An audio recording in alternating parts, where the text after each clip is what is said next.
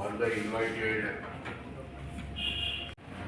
and being the largest institution of the world of modern practicing modern medicine doctors, Indian Medical has to give the copy of his manifesto to you and problems regarding the community also.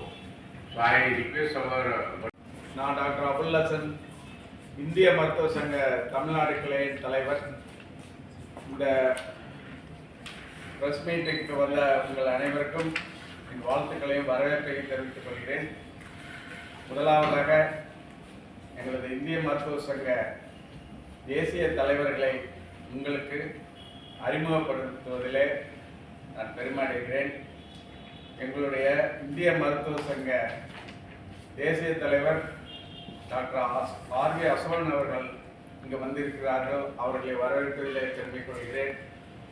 அடுத்ததாக இந்திய மருத்துவ சங்க தேசிய செயலர் honorary secretary general doctor Anilkumar Nayak அவர்கள் வரவேற்றிருக்கிறார்கள், வரவேற்கிறோம். அடுத்தபடியாக இந்திய மருத்துவ சங்க தேசிய பொருளாளர் அவர் ஆனரரி ஃபைனான்ஸ் செக்ரட்டரி டாக்டர் சிஜெச் பாலி அவர்கள் டெல்லியிலிருந்து வருகை தந்திருக்கிறார்கள், வரவேற்கிறோம்.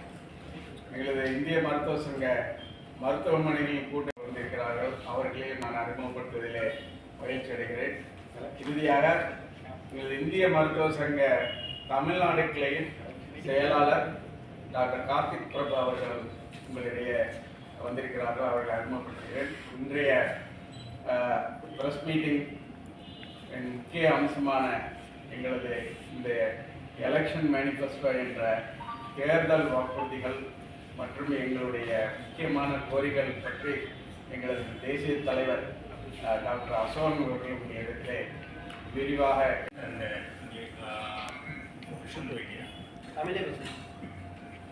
ரெண்டுலேயுமே பேசலாம். ஏன்னா ரெண்டுலேயுமே இருக்கக்கூடியது இருப்பீங்க. தேர்தல் நடக்குது, பாராளுமன்ற தேர்தல் நடக்குது. அப்போ 5 வருஷத்துக்கு ஒரு தடவை தான் நம்மளால் இந்த விஷயத்தில் ஆரோக்கியத்தை குறித்து உள்ள விஷயங்களை பேச முடியும்.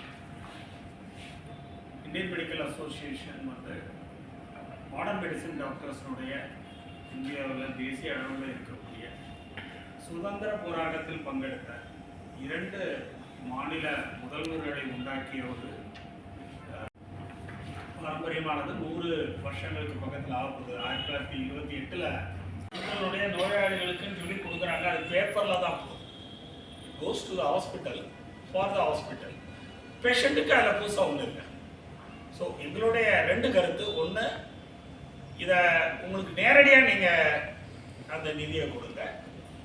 2வது, தனியார் துறையிலிருந்து எந்த இடங்களில் அந்த சேவை இல்லையோ அது வறுமை கோடு கீழே இருக்கிற கன்சியூமர் ப்ரொடெக்ஷன் ஆக்ட் இருக்கு. Even criminal prosecution police case எடுக்கிறாங்க.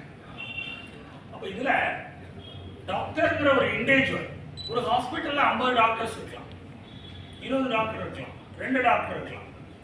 ஹாஸ்பிட்டலும் அந்த